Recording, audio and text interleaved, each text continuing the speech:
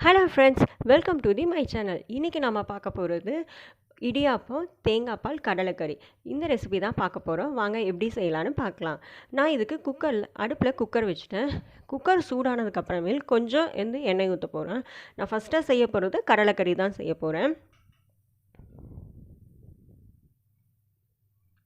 எண்ணெய் காஞ்சதுக்கப்புறமேல் முதல்ல நான் கொஞ்சம் அரை ஸ்பூன் அளவுக்கு சீரகம் போட்டுக்கிறேன். கொஞ்சம் ஒரு துண்டு அளவுக்கு பட்டை சேர்த்துக்கிறேன். சீரகமும் பட்டையும் எண்ணெயில் நல்லா பொரியட்டும். நான் ஒரு பெரிய வெங்காயம், ஒரு தக்காளி, கொஞ்சமாக இஞ்சி பூண்டு பேஸ்ட்டாக இல்லாமல் நல்லா தட்டி வச்சுருக்கேன். சீரகமும் பட்டையும் நல்லா பொரிஞ்சதுக்கப்புறமேல் நம்ம ஃபஸ்ட்டு வெங்காயத்தை சேர்த்திக்கலாம்.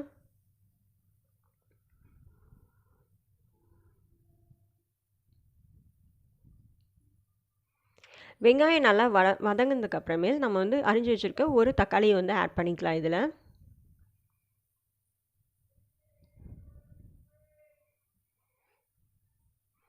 நான் தக்காளி நல்லா பாதி வதங்கினதுக்கப்புறமேல் எடுத்து வச்சுருக்க இஞ்சி பூண்டு தட்டி வச்சுருக்கிறது அதையும் சேர்த்து நல்லா வதக்கி விடுறேன்.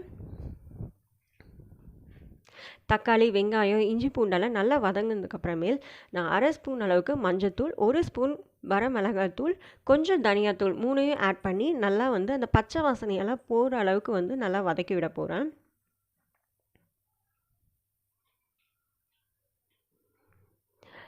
சுண்டல் கருப்பு சுண்டல் நான் எடுத்திருக்கேன். இது நான் 8 மணி நேரத்துக்கு முன்னாடியே நல்லா ஊற வச்சுட்டேன். அப்போ தான் நம்ம குக்கரில் செய்கிறப்போ ஒரு 4-5 விசில் விட்டாவே நல்லா சீக்கிரமாக வந்துடும். இப்போ இந்த சுண்டலையும் சேர்த்து இதோட வதக்கி விட, இது வேகிற அளவுக்கு சுண்டல் வேகிற அளவுக்கு நான் தண்ணி ஆட் பண்ணிக்கிறேன். இதுக்குள்ளே நம்ம எடுத்து வச்சுருக்க கொஞ்சமாக நான் தேங்காய் திருவி வச்சுருக்கேன், சோம்பு, கொஞ்சம் கசகசா, கொஞ்சம் பொட்டுக்கடலை சேர்த்து அரைச்ச பேஸ்ட்டு. இப்போ நம்ம இந்த சுண்டலுக்கு ஊற்றின தண்ணி நல்லா கொதிக்க ஆரம்பித்தோன்னா நம்ம இந்த பேஸ்ட்டை ஆட் பண்ணிக்கலாம். ஆட் பண்ணி நல்லா கலக்கி விடலாம். இது ஒரு நிமிஷம் கொதிக்கட்டும். கொதிச்சு ஆரம்பிக்கிறப்ப நம்ம குக்கர் மூடிடலாம்.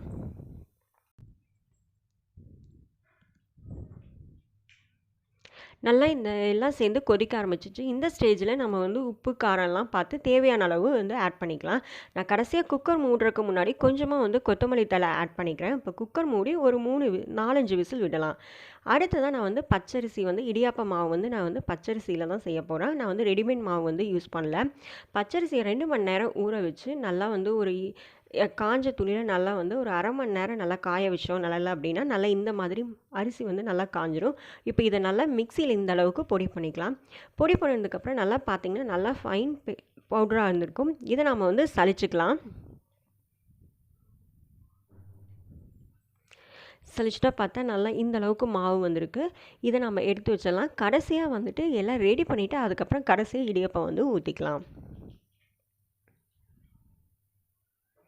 நான் இப்போ தேங்காய் பால் செய்ய போகிறேன். நமக்கு தேவையான அளவு தேங்காய், அது கூட கொஞ்சம் வெல்லம், ஏலக்காய் சேர்த்து நான் இப்போ அரைக்க போகிறேன். கொஞ்சமாக தண்ணி விட்டு அரைச்சிட்டு அதுக்கப்புறம் கொஞ்சம் உங்களுக்கு வேணுங்கிற அளவுக்கு தண்ணி விட்டு அரைச்சிக்கோங்க. நான் அதை ஃபஸ்ட்டு அரைச்சதை வடிகட்டிட்டு மறுபடியும் அதோட சக்கையை இன்னும் கொஞ்சம் தண்ணி ஆட் பண்ணி வடிக்க போகிறேன். அவ்வளோதாங்க, நம்மளோட தேங்காய் பால் ரெடி ஆயிடுச்சு. இடியாப்ப மாவு பிசைறதுக்கு நல்லா தண்ணி நல்லா கொதிக்கிற அளவுக்கு விட்டுட்டு அதில் கொஞ்சம் நம்ம உப்பும் எண்ணெயும் சேர்த்து நல்லா கொதிக்க விடணும். நல்லா கொதிக்க கொதிக்க தண்ணி இருக்கணும். இடியாப்ப மாவுக்கு நல்லா அகலமான பாத்திரத்தில் மாவு கொட்டிட்டு கொஞ்சம் கொஞ்சமாக தண்ணி ஊற்றி நல்லா இந்த மாதிரி சூடாக இருக்கனால கையில் கண்டிப்பாக பிசைய முடியாது. நல்லா இந்த அளவுக்கு கரண்டியில் நல்லா நீங்கள் நல்லா பிசைங்க. மாவு நல்லா பிசைஞ்சதுக்கப்புறம் பார்த்தீங்கன்னா இந்த மாதிரி வந்திருக்கு. நல்லா எங்கேயும் ஒட்டாமல் நல்லா சாஃப்டாக வந்திருக்கு. இப்போ நான் இடியாப்பம் புளியறதுக்கு எங்கிட்ட அந்த இடியாப்பம் புளியறது இல்லை. அதனால் நான் முறுக்கு புளியறதில் இந்த மாதிரி சின்ன சின்ன ஹோல் இருக்கிறத அச்சு எடுத்துக்கிறேன்.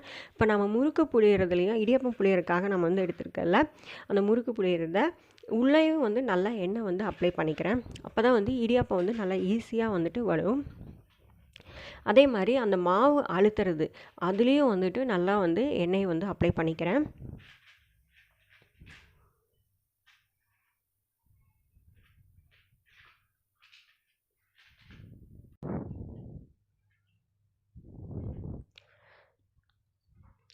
இப்போ நான் கொஞ்சமாக மாவு எடுத்திருக்கேன். நீங்கள் மாவு வந்து அந்த அச்சில் வந்துட்டு முக்கால்வாசி போடுங்க. ரொம்ப ஃபுல்லாக வந்து போட்டிங்க அப்படின்னா, நீங்கள் அந்த மேலே இருக்கிறத வெயிட்டாக இருக்கிறத அழுத்துறப்ப வந்து எல்லாம் வந்து மாவெல்லாம் வெளியே வரும். அதனால் முக்கால்வாசி அளவுக்கு மட்டும் மாவு அதில் வந்து போடுங்க. நான் இன்றைக்கி இடியாப்பம் வந்து இட்லி தட்டில் தான் வந்து வேக வைக்க போகிறேன். அதனால் வந்து ஒவ்வொரு குழி அளவுக்கு கொஞ்சம் இட்லி ஊற்றுற மாதிரியே வந்துட்டு இடியாப்பத்தை ஒவ்வொரு குழியில் மட்டும் ஊற்றிக்கிறேன். அவ்வளோதாங்க. பார்த்தீங்கன்னாவே தெரியும். நல்லா இடியாப்பம் வந்துட்டு நல்லா ஈஸியாக புளிய வருது. அவ்வளோதாங்க. இதை வேக வச்சு எடுத்தால் நம்மளோட இடியாப்பம் வந்து ரெடி ஆயிருச்சு. இந்த ரெசிபி கண்டிப்பாக உங்களுக்கு பிடிச்சிருக்குன்னு நினைக்கிறேன். பிடிச்சிருந்தா மறக்காமல் என்னோடய சேனலை சப்ஸ்கிரைப் பண்ணுங்கள். பக்கத்தில் இருக்க பெல் சிம்பிளையும் கிளிக் பண்ணுங்கள். இந்த ரெசிபியை நீங்கள் வந்து உங்களோட ஃப்ரெண்ட்ஸுக்கு ஷேர் பண்ணுங்கள், லைக் பண்ணுங்கள். தேங்க்யூ.